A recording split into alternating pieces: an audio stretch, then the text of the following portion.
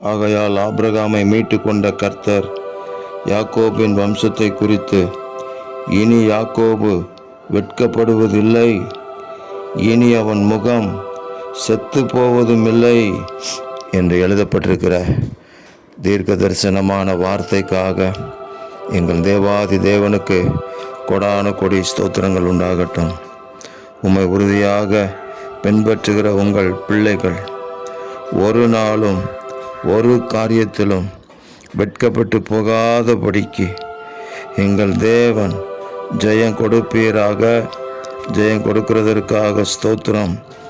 இனி அவன் முகம் செத்து போவதும் இல்லை என்று சொன்னீங்களே, இதுவரைக்கு ஒருவேளை தலை குனிவுகள் ஏற்பட்டிருக்கலாம். ஆனால் இனி உங்கள் பிள்ளைகள் ஒரு நாளும் ஆண்டவரே வெட்கப்பட்டு போகாதபடி நீங்கள் செய்வதற்காக ஸ்தோத்திரம். வலிவி போகிற மனதை உடையவர்கள் புத்திமான்களாகி